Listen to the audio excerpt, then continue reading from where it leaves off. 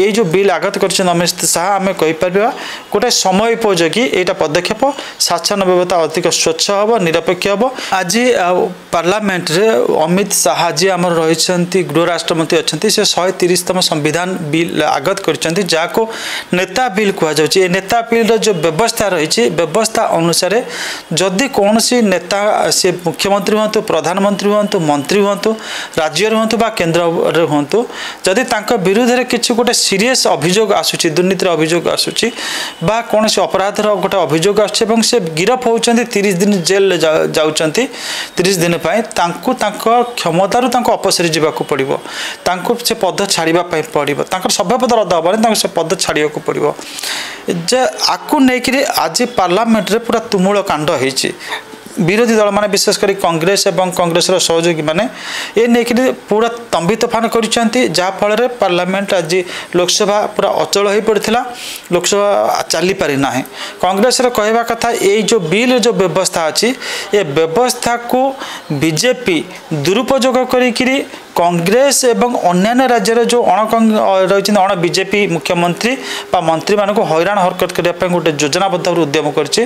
किंतु प्रकृत में जब देखा आम किछि दिन पूर्व देखिलु जे रही हेमंत सोरेन जी कि झारखंड चीफ मिनिस्टर थिले अरविंद केजरीवाल दिल्ली चीफ मिनिस्टर थिले विरुद्ध सीरीयस दुर्नीतिर अभियोग आसला किंतु से इस्तीफा देलेनी मुख्यमंत्री अवस्था जेल को गले एवं सेठू रही शासन प्रक्रिया को चलैया चेष्टा कले किंतु जड़े जो जेल शासन प्रक्रिया चली पार ना। उत्तर प्रदेश अतीत देखुले अनेक नेता जेल थी मंत्री पद छाड़ू नथिले जेल किंतु दीर्घ दिन धरिक वर्षाधिक काल रोते। तो गणतांत्रिक विधि व्यवस्था शासन को स्वच्छ शासन को निरपेक्ष शासन को प्रभावी करने यही जो दुर्नीतिग्रस्त हूँ अपराधी प्रवण नेता मान हूँ से दूरे की रखार आवश्यकता रही। एपर्यंत आम जहाँ विधि व्यवस्था रही रिप्रेजेंटेशन ऑफ पीपल्स एक्ट बा जनप्रतिनिधि आईन 1951 अनुसार जदि कौन व्यक्ति 2 वर्ष रु अधिक दंड पाउची जेल दंड पाउची दोषी सब्यस्त ही तार सभ्य पद रद्द हम।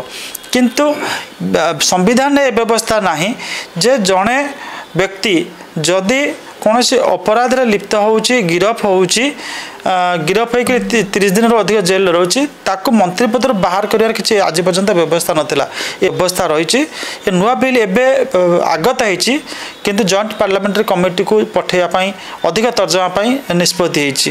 तो थरे यहाँ बिलटा आप तर्जमा होकर जो आसिक कनसीडर होकर पास हम अपराधिक प्रवण दुर्नीतिखोर राजनेता माने बेसी दिन क्षमतार रही पारे ना। ये जो बिल आगत कर अमित शाह आम गोटे समय उपयोगी यहाँ पदक्षेप शासन व्यवस्था अधिक स्वच्छ हम निरपेक्ष हम। विरोधी मान जो अभियोग करदि शासक दल से भाई उपाय अवलंबन करे शासक दल उपर सुप्रीमकोर्ट अच्छी सुप्रीमकोर्ट देखिबो जे सरकार आपको सदुपयोग कर बिल बा दुरुपयोग कर। किसी गुरुत्वपूर्ण खबर देखा चाहती आम चैनल को लाइक सब्सक्राइब और शेयर करें।